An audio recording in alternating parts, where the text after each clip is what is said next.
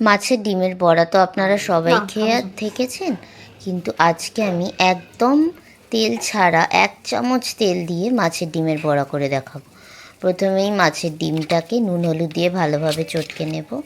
তারপরে কুচি কুচি করে রাখা পেঁয়াজ আর কাঁচা লঙ্কা দিয়ে ডিমটাকে আরও ভালোভাবে মেখে নেব। আমি এখানে শুধু ডিমটাই চটকে নিয়েছি, কোনো বেসন ময়দা কিছু ব্যবহার করিনি। এবার একটা কড়াই গরম করে তাতে একটুও তেল না দিয়ে একে একে ডিমগুলো আমি বড়ার আকারে ছেড়ে দেব। দিয়ে আমি এক দিক ভালোভাবে হতে দেব, তারপরে আস্তে আস্তে ওগুলোকে উল্টে দেব।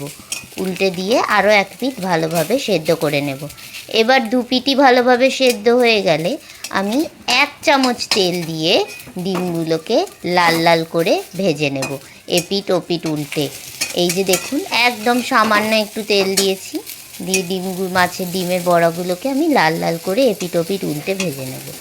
এবার এইভাবে একবার গরম ভাতে মাছের ডিমের বড়া ট্রাই করে দেখবেন, অতি অবশ্যই খেতে ভালো লাগবে। আর করতে হবে না, ছেড়ে দাও। দেখছেন কেমন অল্প তেলে সুন্দর বড়া হয়ে গেছে। প্রথমেই কড়াইতে বেশি তেল দিলে না ডিমগুলো ছেটকায়, অল্প তেল দিলে এই ছেটকানোর ভয় থাকে না।